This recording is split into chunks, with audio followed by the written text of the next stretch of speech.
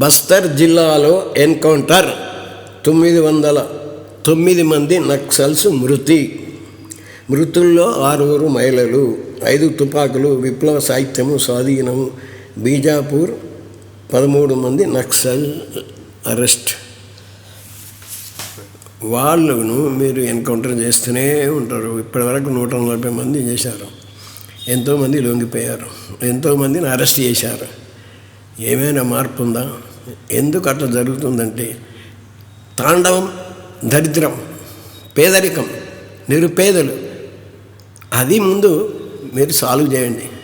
నిరుపేదలు ఉన్నంత వరకు ప్రాణాన్ని లెక్క చేయరు, పేదలు ఉన్నంత వరకు ప్రాణాలు లెక్క చేయరు. మన తాతలు ముత్తాతలు అనేవి ఏంద్ర జాన్ గాయతో జాంట బరబరని పిచ్చగొండలోని పెళ్ళి ఇంటికి ఇద్దరు రండి. తీయని మాటలు తీర్థం పోతే నువ్వు సల్లే నేను గుళ్ళే. కాంగ్రెస్ వాళ్ళ మాటలు ఇట్లుంటాయి.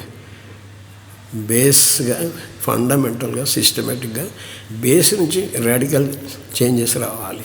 అప్పుడే పబ్లిక్ తిరుగుబాటు చెయ్యరు. నేను మచ్చల్ల వెంకటరెడ్డి మాట్లాడుతున్నా. పార్టీ తెలంగాణ రాష్ట్ర కమాండర్. కొత్తగా తెలంగాణలో ఒక పార్టీ రాజకీయ పార్టీ పెట్టాను. కాబట్టి ఇప్పటివరకు ఎంతోమంది పోలీసులు చనిపోయారు, ఎంతోమంది నక్సలైట్లు చనిపోయారు, ఎంతోమంది కొరియర్లు చనిపోయారు, ఎంతోమంది ఇన్ఫార్మర్లు చనిపోయారు. ఏమైనా పరిస్థితి మారిందా? ఏమీ మారలేదు. ఎందుకు మారలేదు? వాళ్ళకు మీరు ఒక్కొక్కరు సౌకర్యాలు. ఎవడైనా లొంగిపోతే ఏమైనా 1 సంవత్సరం జైల్లో పెడతారు. ఇంకోటి ఎట్లా లొంగిపోతాడు? మళ్ళీ కేసులు పెడతారు. మళ్ళీ లొంగేటోడు లొంగడు కదా. వీళ్ళు కేసులు పెడతారు, 1 ఇయర్లో జైల్లో పెడతారని లొంగేటోడు కూడా లొంగడు. Do or die. అమ్మ దీంట్లోనే సచ్చిన పర్వాలేదని వాళ్ళు తెగిస్తారు. కాబట్టి మీరు ఆర్థికంగా ట్రైబల్స్ను డెవలప్ చేయండి, ఆర్థిక వనరులు కల్పించండి. సామాజిక వాళ్ళకి చదువు రాదు, అవివేకం, అజ్ఞానము, మూఢనమ్మకాలు ఒకటి కాదు. ఇట్లా చెప్పుకుంటూ పోతే మనం చెప్పేది వాళ్ళకి అర్థం కాదు. ఎందుకంటే వాళ్ళకి చదువు లేదు కదా. చదువు ఉంటే అర్థమవుతుంది, చదువు లేనప్పుడు ఏం అర్థమవుతుంది? మన్ను మశానం. కాబట్టి ఓ కాంగ్రెస్ ప్రభుత్వమా, ఓ బీజేపీ ప్రభుత్వమా, నా దృష్టిలో మీరిద్దరు అసమర్థులు. నంబర్ 1 దద్దమ్మలు. ఆయన ఏమంటాడు? ఎవరు? అమిత్ షా. నక్సలైట్లను సమూలంగా నిర్మించవే, ఎవరొద్దన్నారు.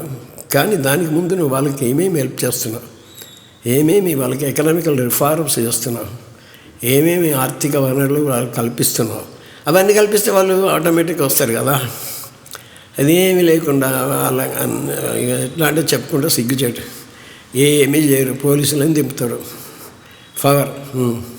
వాళ్ళని చంపండి, వాళ్ళేంటి వీళ్ళని చంపండి. ఈ చంపుకోవడం ఏందిరా బాబు? స్వాతంత్రం, భారతదేశ స్వాతంత్రం ఇదేనా? చంపుకోవడమేనా? ఏమి రాజ్యాంగం? చనిపోయేంత కుర్రోరు పాపం.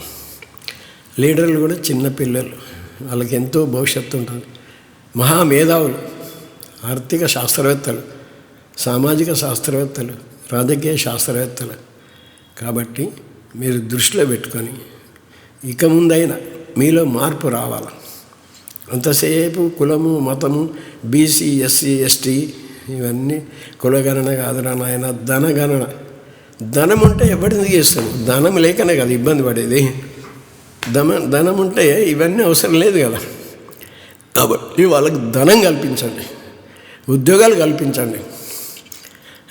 తర్వాత వాళ్ళకు జీబులు ఇవ్వండి, కార్లు ఇవ్వండి.